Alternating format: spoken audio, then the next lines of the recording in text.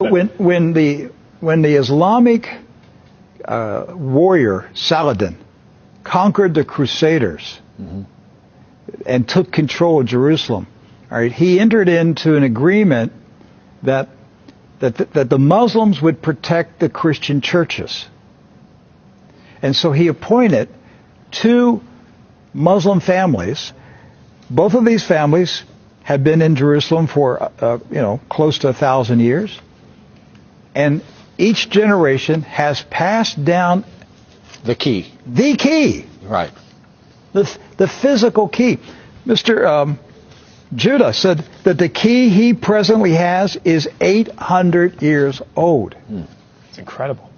He had another key, but it broke. And this is a Muslim. I mean, yes. Adabid Judah is a Muslim. And he said it's a great honor for a Muslim to hold the key to the Church of the Holy Sepulchre, which is the most important church in Christendom.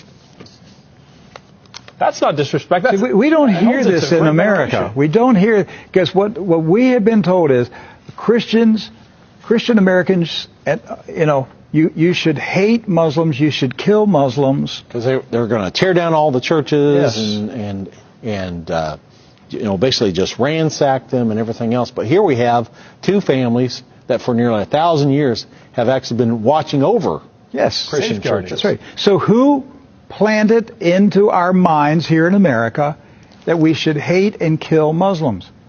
Who planted that thought in our head? Because it came into our society after 9/11. That's correct. So 9/11 was a calculated, planned operation, and it changed everything in our country. And so we were saturated with media propaganda, which who owns the media in this country? So we're saturated with this media propaganda. You Americans, you need to hate Muslims. You need to go to war. You need to send your sons to go kill Muslims. All right? And yet, when you go to the Middle East, you find out that the Muslims, like Christians, are taking care of Christian churches. Yes. Do not hold animosity against Christians or Americans, except in the case where Americans are pushing for war in their countries or trying to take their land. So they've lived together. They've lived together for centuries and centuries. Jews, Christians, and Muslims have lived together for centuries. They were buying and selling. They were trading. They were doing business together. They were building houses next door to each other for centuries. And it didn't change until the Zionists came. Now, see, wait a minute. I thought Zionists are Jews. Not all Jews are Zionists. And not all Zionists are Jews. Right. Zionism is a political movement. Yes. Right. It's an ideology. Yes. Not an ethnicity. And so when the Zionists came to Jerusalem and Palestine, basically in the 1920s and 30s and 40s, right, they came to agitate. They came to infiltrate. They came to seize control.